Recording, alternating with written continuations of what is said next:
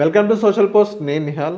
So ఇప్పుడు మనం mutual ఫండ్స్లో 5 crores కార్పస్ని కానీ 10 crores కార్పస్ని కానీ మనం టచ్ చేయాలంటే మన పోర్ట్ఫోలియోని మనం ఎలా బిల్డ్ చేసుకోవాలి, దీని గురించి మాట్లాడడానికి చంద్రశేఖర్ గారు ఉన్నారు, మ్యూచువల్ ఫండ్ డిస్ట్రిబ్యూటర్. సార్తో మనం మాట్లాడదాం.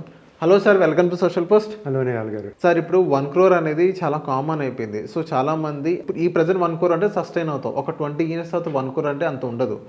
సో ఇప్పుడు ఏంటంటే 20 years తర్వాత ఒక 5 crores కార్పస్ని కానీ ఒక 10 crores కార్పస్ని కానీ టచ్ చేయాలంటే ఇప్పటి నుంచి మన పోర్ట్ఫోలియో అనేది ఎలా బిల్డ్ చేసుకోవాలంటారు? వెరీ గుడ్ క్వశ్చన్ అండి నిహాల్ గారు. మనం జనరల్గా ఏం చెప్తామంటే పెద్ద కార్పస్ క్రియేట్ చేసుకోండి అనుకుంటాం. మీరు చెప్పినట్టుగా చిన్న అమౌంట్ 1 CR ఒక 20-25 years తర్వాత మనకి ఏం వాల్యూ ఉండదు. సార్, ప్రతి ఒక్కరూ ఎవరైనా ఇన్వెస్ట్ చేయాలి అనుకునేటప్పుడు మ్యూచువల్ ఫండ్స్లో వాళ్ళు చూడవలసింది ఏంటంటే వాళ్ళ ప్రజెంట్ ఎక్స్పెన్సెస్ ఎంత అవుతుంది చూసుకోండి. చూసుకుంటూ ఇన్ఫ్లేషన్ కన్సిడర్ చేస్తూ వాళ్ళ లైఫ్ ఎక్స్పెక్టెన్సీ సుమారుగా గెస్ చేసి ఒక క్యాల్కులేషన్ చేసుకుంటూ ఇన్వెస్ట్ చేయాలి. అప్పుడు వాళ్ళకి ఎంత కార్పస్ క్రియేట్ చేయాలనేది తెలుస్తుంది, రైట్? సో అవన్నీ మనకి ఇక్కడ ఒక ఇన్వెస్టర్ డీటెయిల్స్ లేవు కాబట్టి మనం వేగ్గా ఒక 5 CR 10 CR కార్పస్ క్రియేట్ చేయాలి. ఎలా చేయాలి ఏంటి అనేది మాట్లాడడం. అంటే ఇదేంటంటే ఎవరైతే ఒక 5 CR క్రియేట్ చేయాలి అనుకుంటున్నారో, ఎవరైతే 10 CR కార్పస్ క్రియేట్ చేయాలనుకుంటున్నారో వాళ్ళకి ఈ స్ట్రాటజీ.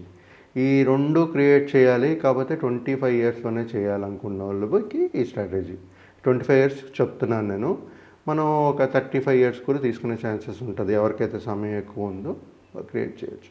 కానీ 25 yearsలో ఇప్పుడు ఎంత కట్టాలా, SIP అమౌంట్ కట్టాలా, ఎంత లంసం కట్టాలా అనేది మనం మాట్లాడుకుంటే కొంచెం పెద్ద అమౌంట్లే ఉన్నాయి. సో ఎవరైతే కట్టగలరో వాళ్ళకి స్ట్రాటజీ సార్. సమయం ఇంకా ఎక్కువ ఉందన్నప్పుడు మనకు SIP అమౌంట్ లంసం అమౌంట్ తగ్గిపోతుంది. ఓకే, ఇప్పుడు మనం సార్ బిఫోర్ క్యాల్కులేషన్ చెప్పే ముందు sir, mutual funds or investments are subjected to market risk, returns are not guaranteed. మన ఆన్ ఇల్లస్ట్రేషన్ పర్పస్ నేను ఇక్కడ 12% రిటర్న్స్ తీసుకుంటూ ఒక 25 years టెన్యూర్ ఎవరికైతే ఉందో, సమయం ఉందో వాళ్ళకి స్ట్రాటజీ. 5 CR సార్ ఫస్ట్ తీసుకుందాం సార్. 5 CR మన కార్పస్ క్రియేట్ చేయాలి. 25 సంవత్సరాల్లో 12% రిటర్న్స్ జనరేట్ చేస్తుంది అనుకుందాం సార్.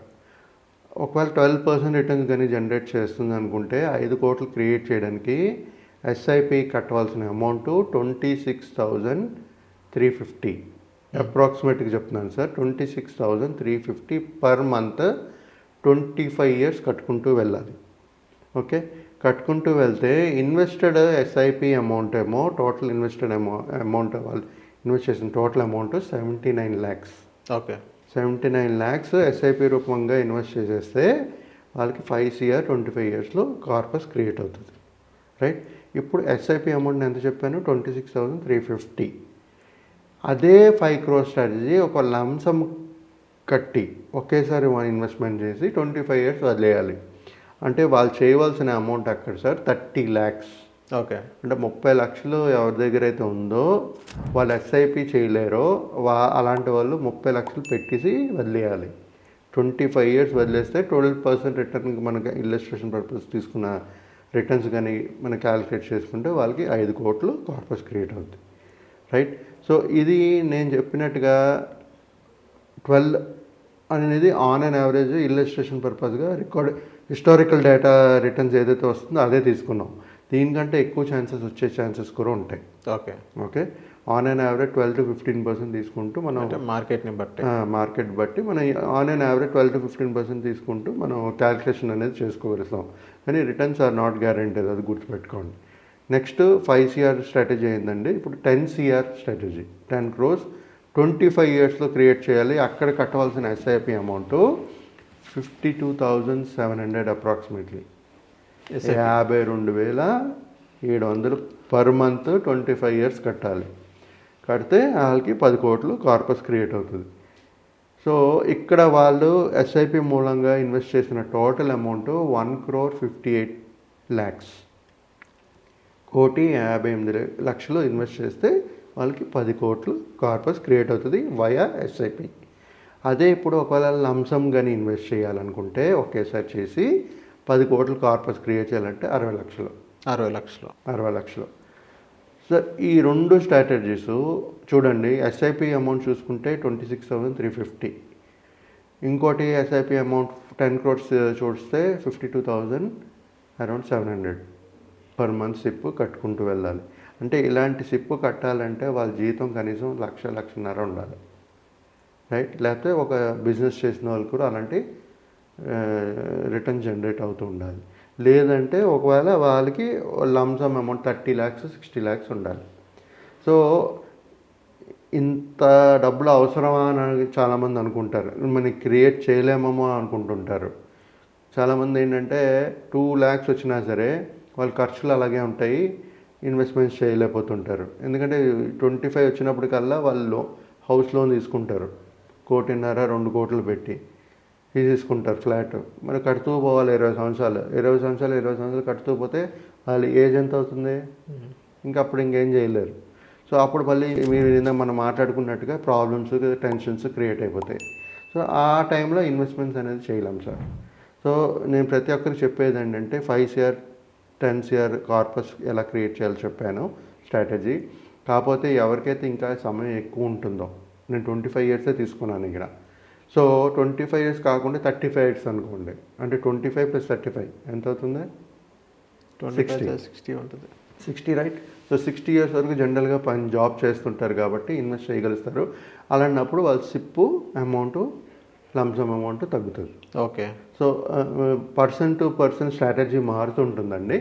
సో ఇలాంటి పెద్ద కార్పస్కి మీ గోల్ ఫోకస్ ఉండాలి. 1 CR 2 CR కాదు, 20-25 years తర్వాత 1-2 CR వాల్యూ ఉండదు. అవును, ఇన్ఫ్లేషన్ బీట్.